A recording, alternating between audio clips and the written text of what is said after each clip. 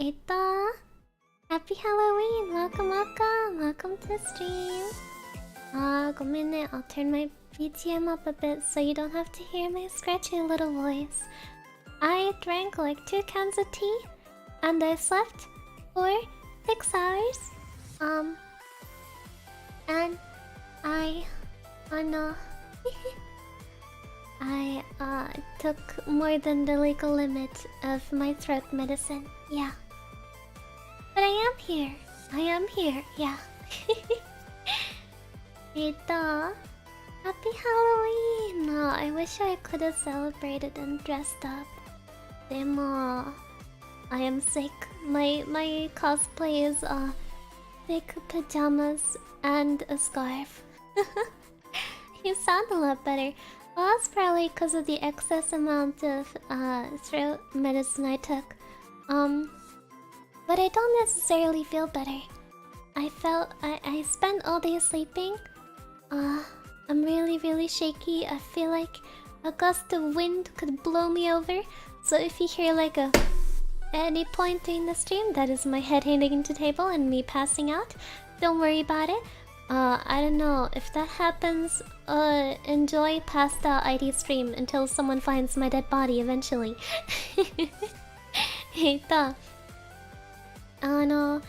And my entire body hurts. I'm so sore all over. I haven't done any sports, but I feel it hurts. Oh no, you don't mind giving a massage, do you? My arms hurt and my shoulders hurt now. Oh, but some exciting stuff too. I got my 3DO. I woke up from one of my naps when my mama was there and the doorbell rang. She went downstairs and she was like, Airi, why does this guy want $90 from you? And I was like, what? Which guy wants $90 from me? And she was like, it's a package you ordered and he's asking to pay $90 shipping. And I was like, what? Nandea? So turns out by ordering it through Throne, it didn't pay the entire shipping. I still had to pay like almost 100 buckaroos for it. Yeah, my mama got mad at me. She was like, stop buying this strange anime figure merch. And I was like, yeah mama, sure. And then she like threw down the package on the ground and I was like, oh my god. Oh my god, I hope it's not broken. But I didn't have the energy to say that. $90 shipping, yes. Yes, I was equally as mortified. But even when she threw down my 3DO box on the ground, I could not have the energy to care because I was taking nap. But I checked on it, it was in a nice like metal case surrounded by foam, so I hope it's okay. Yeah. And I found that it has two cables, two XLR cables that you need to plug in somewhere.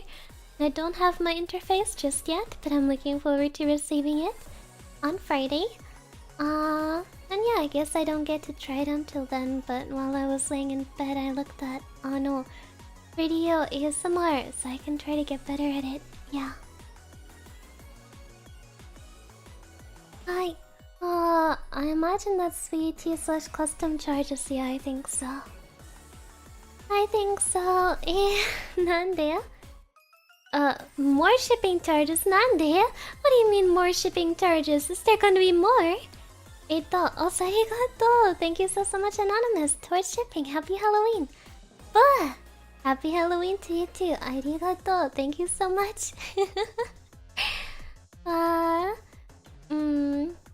I hope it won't be more charges, but I'm excited to use it.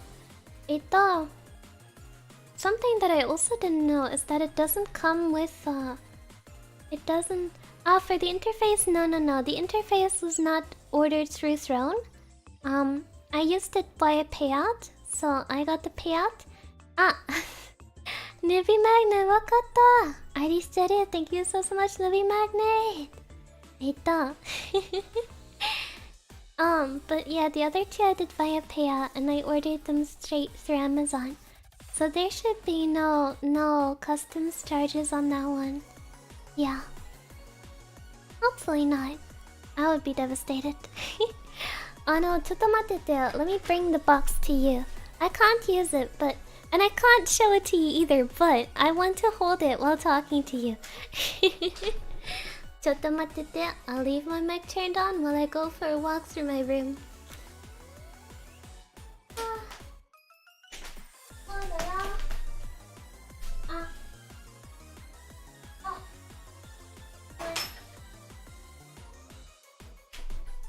Here comes the boy. Ito. Jang. Jang. I got it. Don't worry, I'll start the D&D story reading in a little bit, but I'm excited because I have the fancy ear microphone. It does look fancy. It really does. Yeah. Let me check the plugs on this thing. Where does the plug go? Wakanai. Where do you go? Oh my gosh, where does he come from? Where does he go? Where does he come from? Katanaicho. Also, welcome ito. Welcome to Tony Blood and Watch Vtubers. These are so cool. I like the silicone ears. Hontoni, so cool.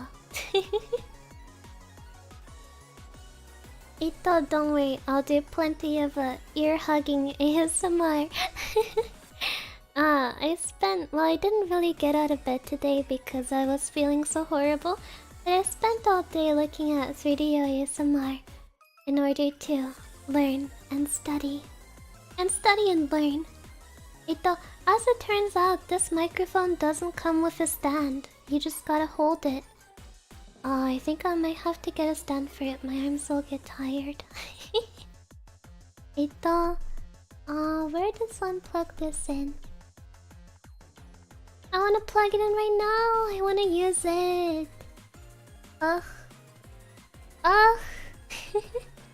But I looked at the cable and it's not gonna fit into my PC. I do need the interface for it. But I want to use it now. I want to use it now. I can't possibly wait until Friday. I can't possibly. From the stand, I'm not sure what stand to get. I'm not sure which one will fit.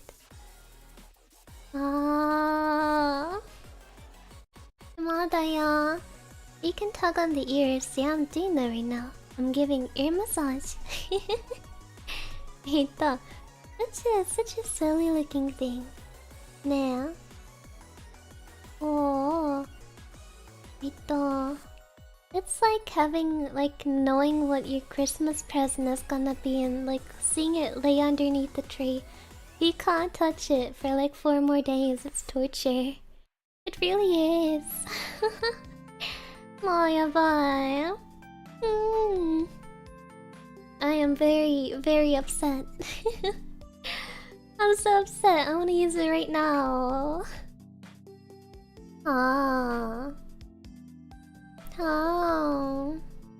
Madayo. Oh, it has a stickler on it. I love the stickler.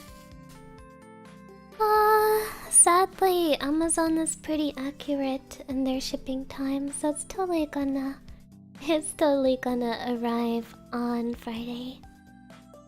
Ugh. I wanna stream.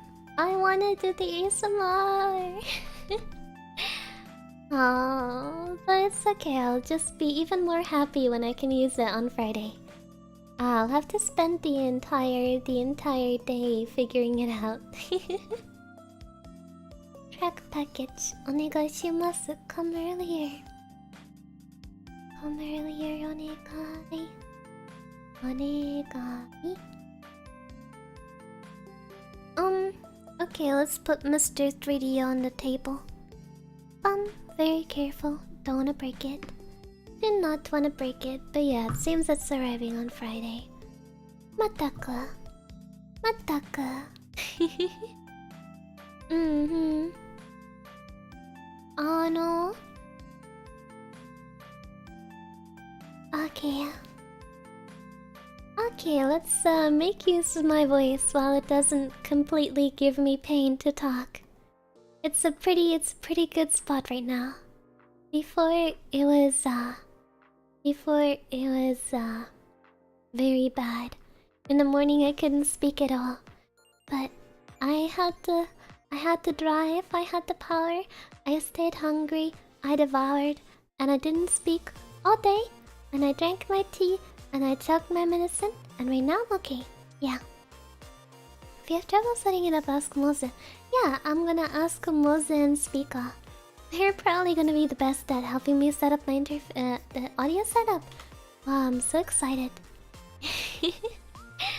Ah, yabai. If I keep on doing this, I won't be able to talk about anything but my new audio setup for like this entire thing. So I know, you know. Let's get started with the D&D horror stories. Woohoo! Chomamama, let me get spooky.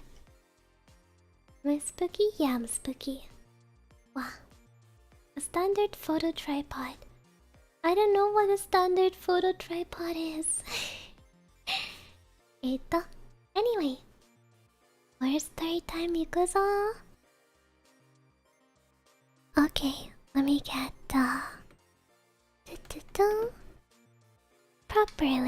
properly close to microphone. Okay. If I cough now, you're dead, so that's a little scary in its own regard. Also, arigato! Thank you so much, Michael. Michael T. Trick or treat. Here's some candy funds. Thank you. Arigato ne. Like for camera. Nande, I thought the camera stands are different. Anyways. Okay, so. This first story is called Give Your Players an Inch, They'll Take a Mile. Never again. I had only run a couple of one-shots before, and for the first time, I was running a 5e campaign with 2 other players. All of us were guys. After Dungeon Crawl, the party had to visit a port in order to get a ship and reach an island. The players decide to visit the inn first.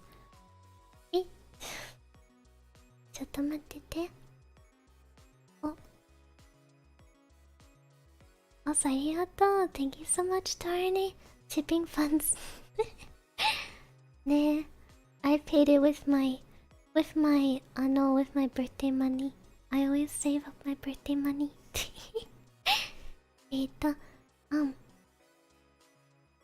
The players decide to visit the inn first. Let's call them Igor, dwarf cleric, guy who's willing to play and enjoy the campaign but doesn't talk much, and Horny. Nande, why'd they give him that name? Human barbarian, that's straightforward. Before going into the inn, Horny said in character something along the lines of, after such a dungeon, now I want to get a good bedroom hug. As soon as he said that, I know what he meant. I know what it meant. Cringy attempts to flirt with each and every female NPCs, or asking where all the brothels are. I realize now I should have shut that down right then and there, but I dismissed it thinking he would drop it if I gave some other hooks. How wrong I was. You see, Horny had the idea of his character getting bedroom hug stuck in his head and wasn't going to drop it anytime soon. Nande, don't make fun of me for saying bedroom hug. I reached the inn in the evening, ordered drinks, rented rooms for the night, and Horny asked about the barmaids. I made the inn a sausage fest, with only 2 tables with drunk locals at one table and a group of sailors at the other. Horny, disappointed with the absence of women, says that he wants to challenge an NPC to a brawl to blow some steam. A sailor from the table accepts the challenge. Thank you, ChatGPT, for giving me the stats for a boxer/monk on the spot. So there's a street brawl outside the inn, complete with beds being placed, and a cheering crowd gathering. I thought, finally, now we're getting somewhere. It even helped me with the story. After defeating the sailor, he'll let the party come aboard their ship to reach the island after providing them such entertainment. Horny defeats the sailor after some bad rolls on my part. Double nat 1 on flurry of blows. Here's the events that followed. Horny says, any women in the crowd cheering for me? Yes, there are a few. Any hot redheads? Roll 1d4. 1 equals blonde, 2 equals brunette, 3 equals redhead, and 4 is neither? I know. Horny rolls a 3, which means redhead? Nande, what kind of story is that? A roll performance to make a gesture to get her to approach you after that impressive display of strength and manliness. At that point, even I didn't know what to ask for. I just had to make a decision hoping to get it over with. Oh my gosh, he rolled a nat 20. I thought the dice has spoken. Honestly, at this point I wasn't even mad. I was actually impressed and had a good laugh with this guy's incredible luck, and as a reward I let him have it. It was the party's downtime after all. So, Horny's character proceeds to take the woman NPC to his room for the night. I facepalmed while he made a brief description, thank god it was brief, about his character's bedroom hug performance. After the date was done, Horny asked the woman's name and house, which I tell him. So the next day, Horny and Digger, remember him? Find an NPC in order to learn more about the big bad evil guy and the island they need to visit. And after that, they went to the docks to find the sailors in order to reach the island. The party and sailors devise a plan to reach the island, and all is good to proceed. That's when Horny asked to postpone the trip for the next day. You can guess what he'll do next. Horny apparently fell in love with a hypothetical woman that existed in his head and wanted to visit for another wild bedroom hug. This time he actually put the story on hold, and I wanted to include Eager as well. So Horny leaves Eager at the docks and hurries to visit the woman's house, expecting some more action. At that point I was annoyed, but I didn't want to interrupt the game, so I had to come up with something else. I came up with a monster that poses as its victims by wearing their skin. So Horny enters the house and finds it empty. Notices a blood trail that leads to a chest that contains the woman's skin, while the monster was posing as the town's blacksmith. So Eager finally gets the spotlight. Tracked on the monster, including some good RP between Eager and the monster, that ends with a boss fight with a monster that uses a lot of deceptive tactics in combat. Horny was disappointed and asked if the woman his character had a bedroom hug with was the real thing, or was she the monster in disguise. I didn't answer that one and left him wondering. Even I didn't have an answer and didn't care to make one. It seems to have worked out well, but that isn't always the case. Here's a piece of advice for you. If your player has their mindset on doing something you aren't comfortable with, I suggest you take a break and say something along the lines of, "Hey dude, listen, your character will not be doing that. So let's continue when you get that idea out of your head. It'll save you a lot of trouble." Jajang! Ito, wakamanima. Ito, and that was our first story. I got through it pretty well. Jajang! Ito, I don't really have much input to give on that story. I mean, ito, I've never seen anyone trying to use D&D to ERP, but whatever they wanted to do, I guess. Nandea? Yeah, it's just the job of the DM to tell them no. No. Bonk. Bonk. Yeah, the DM should be the one to bonk. The DM can say no. Hey, Next, this story is called Your Character Needs to Do a Public Apology. So this happened a little over a year ago, so some details are a bit foggy. I was playing in a homebrew Star Wars one-shot game set in the Old Republic with 2 other guys online. One was playing as a Republic SIS agent. We'll call her SIS. One guy was playing as a smuggler. We'll call him Smug. And I was playing as a Mandalorian.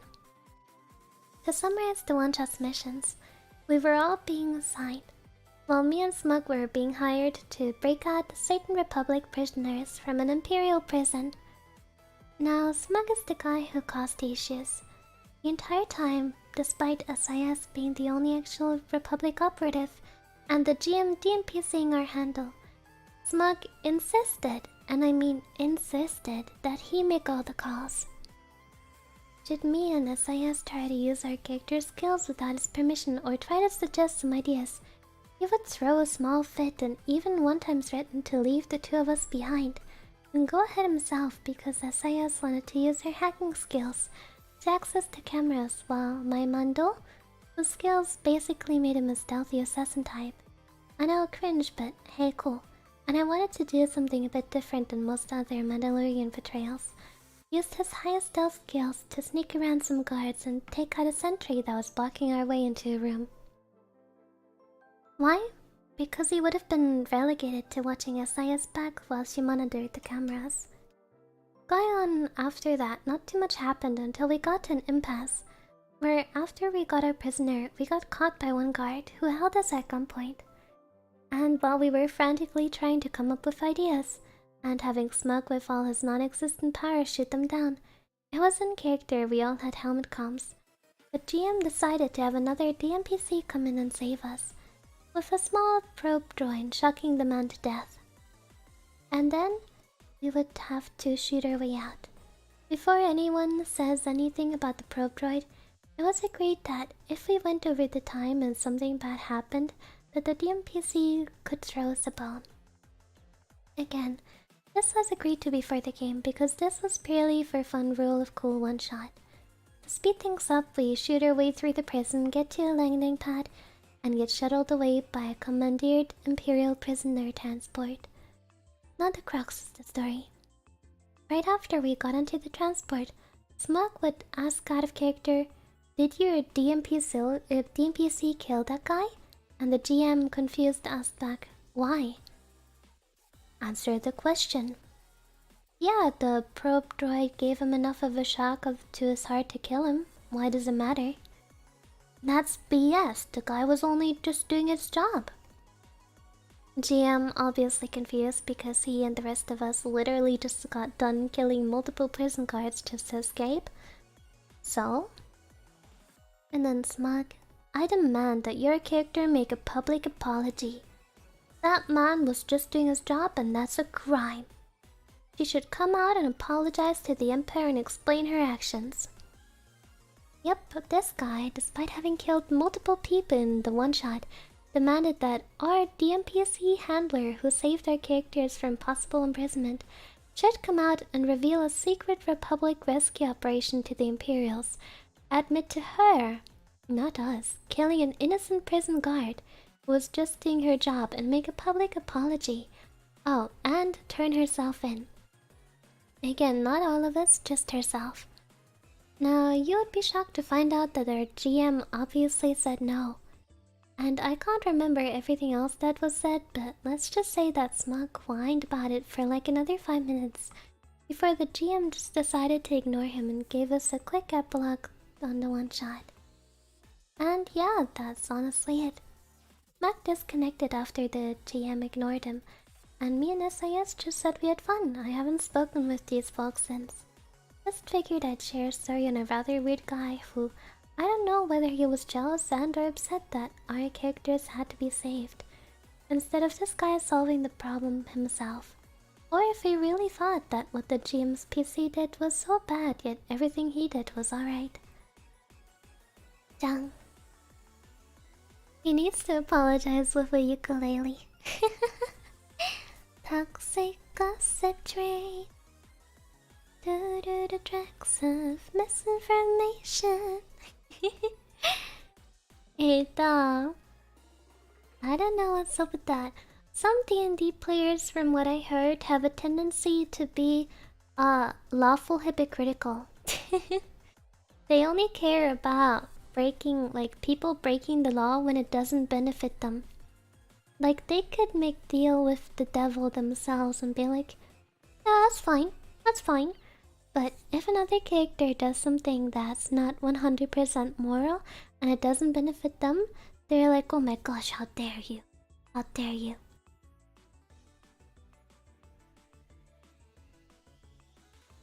Like, lawful hypocritical. Also, welcome to Court Jester. Thank you so much for coming by. Yeah. Bye. On to the next story because I prepared quite a lot of them. This one is called Lawful Stupid Player Sacrifices Himself to Save a Dozen Bandits. We were exploring some ruins when we came upon a dozen bandits. These guys were a minor faction who attack you and steal your supplies, unless you buy a pass from them. We didn't have a pass. Long story short, we ambushed them and eliminated their whole camp, so they wouldn't harm others in the wilderness. At the end of the fight, the cleric finishes the last enemy with a non-lethal attack, and casts Spare the Dying to stabilize him. Then he casts Spare the Dying on every bandit we killed. The rest of the party say that they did not deal non-lethal damage and that they were aiming to kill. The TM rules that all 12 bandits are now alive and at 1 HP. I know that is not how Spare the Dying works.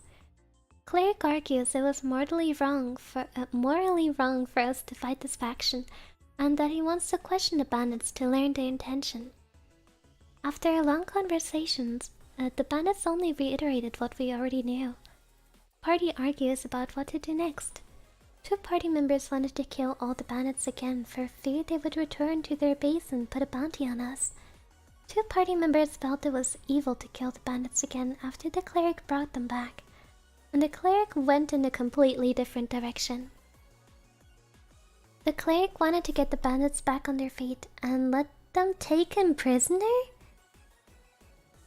Then they would present him to the leader back at the base, 150 miles away. Wanted to learn what the bandits' faction's deal was. The bandits promised to take him to their base. The DM had our sorcerer do an insight check, which led him to cast Detect Thoughts. He realized the bandits were lying, would kill the cleric at the first opportunity and disappear into the wilderness. The cleric said he was okay dying if it meant a dozen bandits lived. At this point, the DM introduces a new voice among the bandits. This random mocks the cleric and reveals the bandit king's evil secret plans.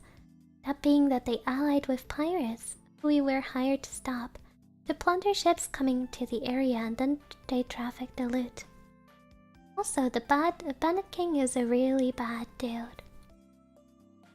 The cleric argues that the leadership may be corrupt, but it could be that the average bandits don't know about the piracy and might be good people fighting for what they believe is an honorable cause. He pitches a new plan.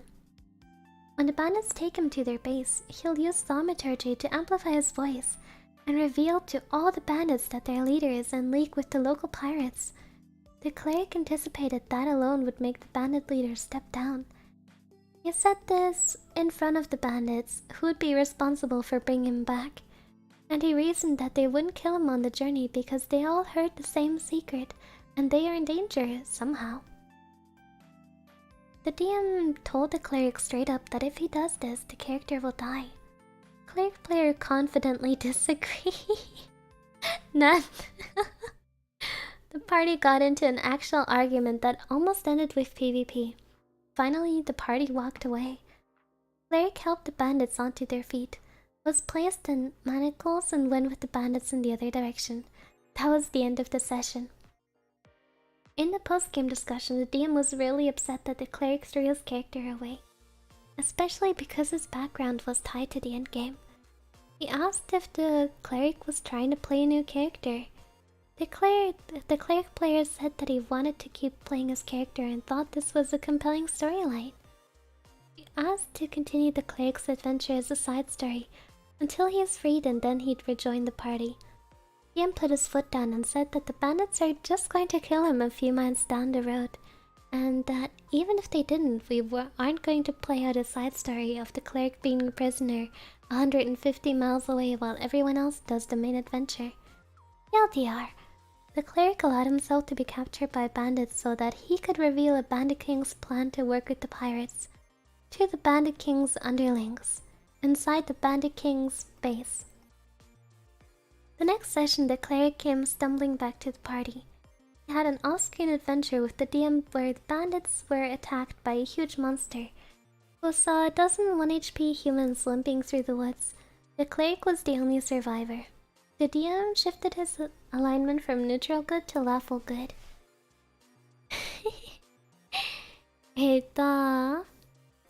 Yeah.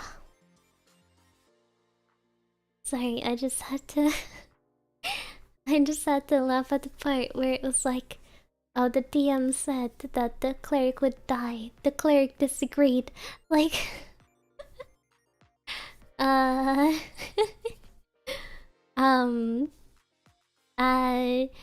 yeah. That's a bit silly. And this is, you know, I love how you mentioned that at the end his alignment would change to lawful good from neutral good to lawful good. You know how I brought up the hypocritical alignment last time? Yeah, for this one I think he should just be lawful stupid. Nandea. Like, oh no, these poor bandits. I'm sure that they don't know the plan of their leader, that they're enforcing, that they're actively participating in. Oh, they're such victims. Oh no.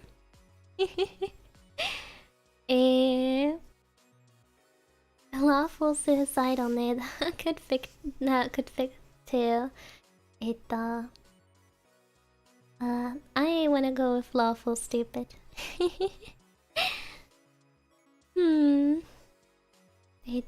Yeah.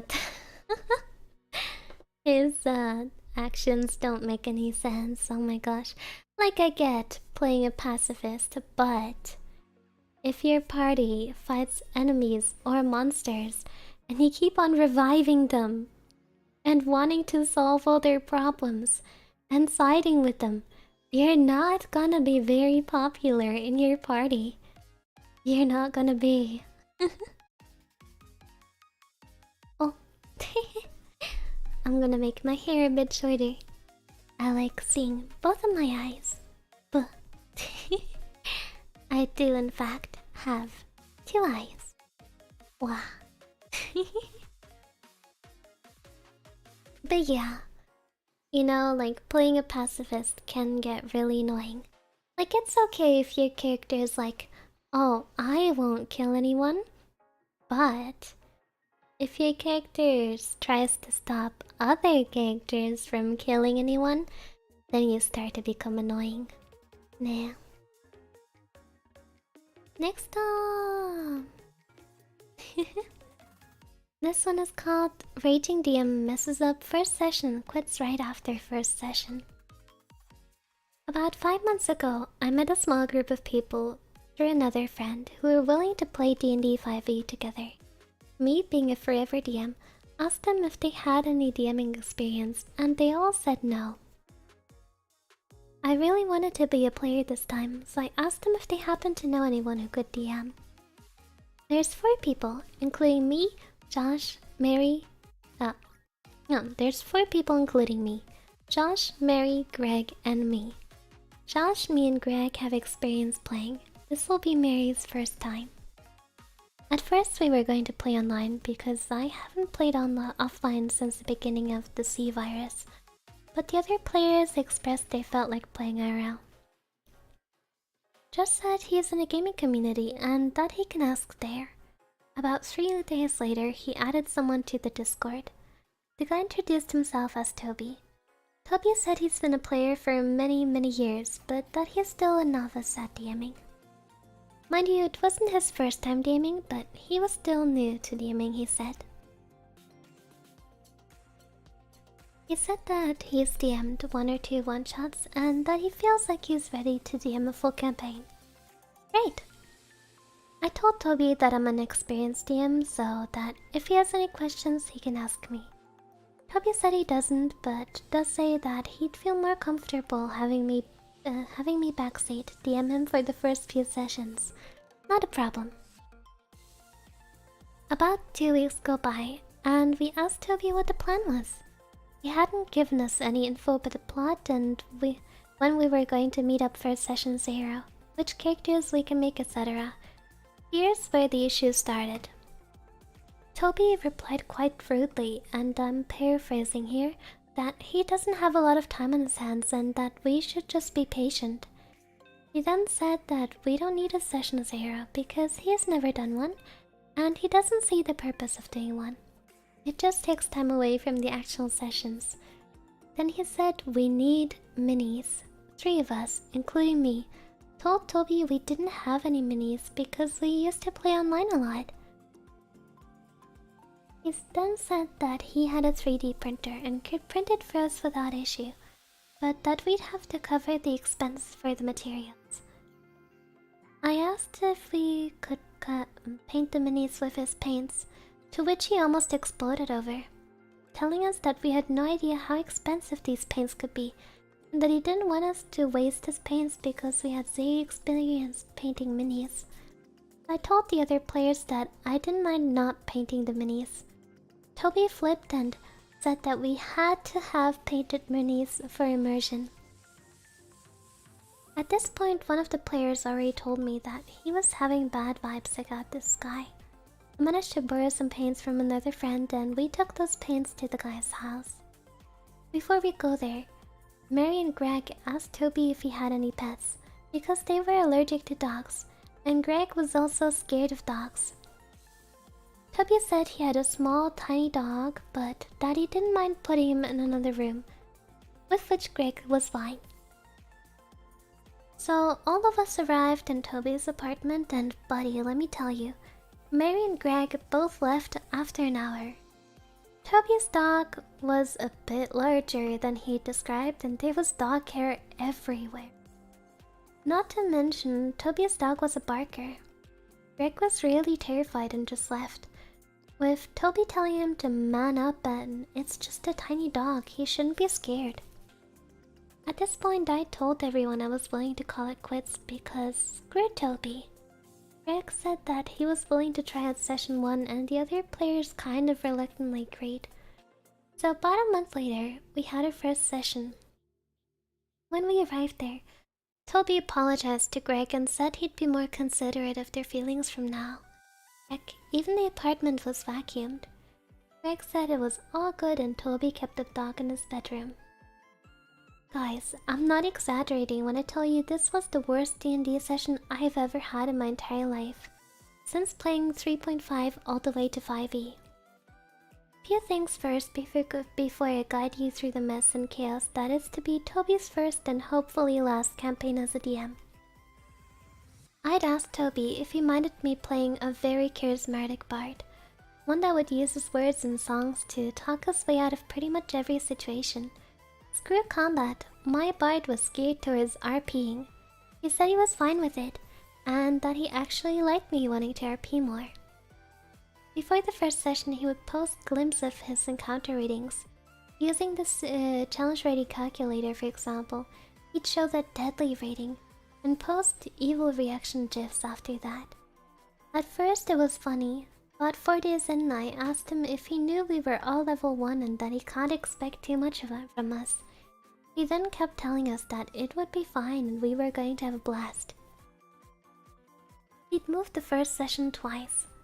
First it was because he had something work related. Second time he cancelled at the very last minute, like 1.5 hours before game time, because something personal had come up. Let me break down the session for you. The first conflict in the game happened between Mary's character, an elven paladin, and a few of Toby's NPCs. Mary's character tried to have a simple conversation with the locals, who happened to be dwarves. The dwarves started cussing at Mary's character and started to say some really mean stuff, which made Mary visibly uncomfortable. Toby's explanation was because dwarves are very racist and they hate elves no matter what. I, as the bard, come in between Mary's character and the NPCs and try to persuade them not to fight each other. I start with the phrase, "Gents, there's no need to be so angry, let me just..." And before I could finish my sentence, he roleplayed as one of the dwarves told me to shut up. No roles, no nothing, just told me to shut up.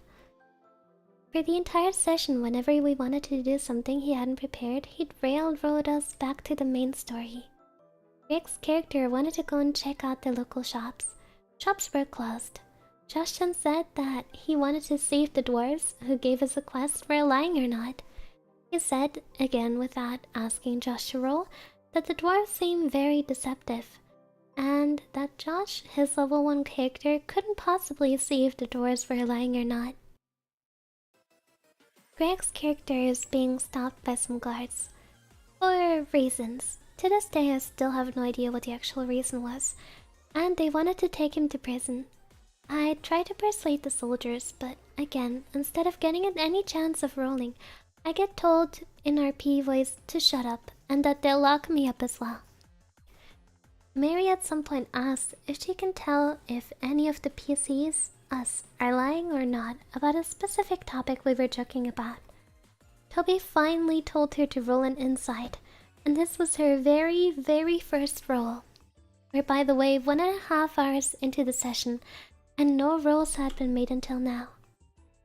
She brought special metal dice and wanted to roll them over the table because she didn't have a dice tray yet, and Toby aggressively stood up from his chair and loudly said, "Okay, but don't roll them over my table.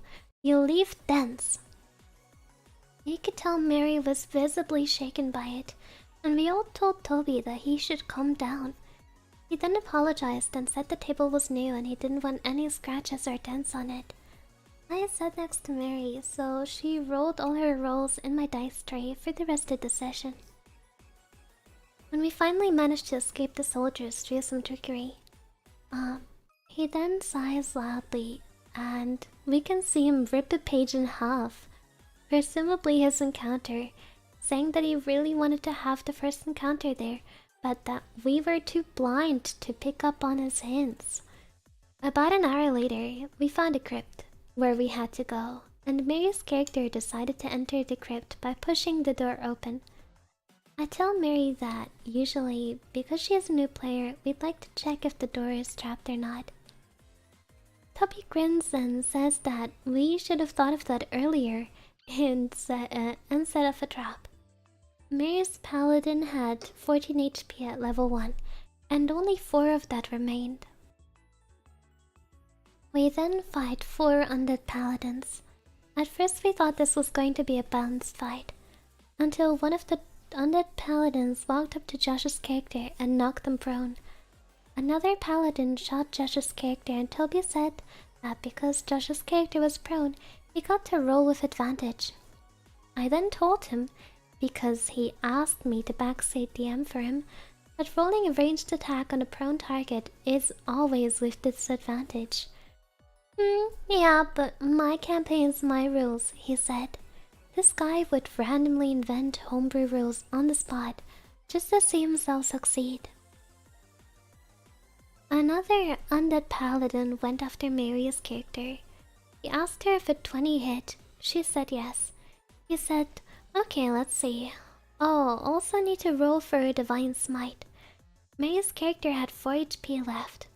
He rolled 23 damage. Mary's character died. Mary's character didn't even get to do anything that entire fight. At this point, Josh and me got up and we told him we weren't having fun anymore. We explained that a few things needed to change if we wanted to continue playing, but if nothing was done, we wouldn't come back. Toby at this point starts shouting at us and told us that we didn't understand how difficult it was to organize a session like this, and that we should be grateful to him for putting in all of this effort. We ended up leaving, and him leaving the Discord server, blocking us everywhere. That's the story.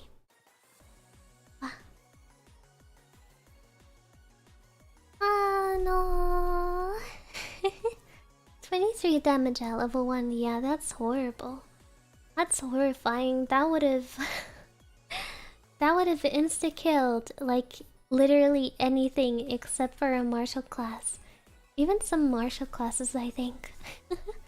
Bard would've been dead. A Bard at level 1 has like 8 to 10 HP usually. Dead. Would have been very dead. But yeah. No. Probably not a good idea. Yeah, it seemed like, allow me to coin a new term for this kind of DM. We'll call him a Diva M. Because he just wants to flex his encounters and he's like, oh, look at how strong and challenging my encounters are. Oh, look at all the big stats on my monsters. Oh, they do 30 damage per turn. Without actually caring about, like, the players being able to beat the encounter. Or the players having fun with the encounter. Go man. My keychain fell off my microphone. But yeah, we'll call it a Diva M because they just like to flex their encounters. Nah. Anything but a barb fighter or paladin with at least 14 con. Yeah, it's really... Oh my gosh. If I was a bard, a level 1 bard, and I saw that damage, I would have just left the game. If they're at full health, yeah. I thought Airi had fallen onto the desk. Don't worry, I haven't passed out yet. But I am starting to feel really faint. So unless you want me to pass out onto the desk, I think this is about as much as I can do for today. Gomenne. I sure done to try my best, but at this point it's getting a little bit difficult. So stay in focus, but I wanted to say hi to everyone today and spend some time on Halloween. I hope you enjoyed the stories, ne? And I hope I'll feel lots better when I come back on Friday, ne? It's time to hibernate. Okay, Airi shiteru? Mwah. Ciao. I'm so sorry, Taiki. I'm so sorry. Demo! Mwah. Ciao. And... Happy Halloween! Bye! Ow!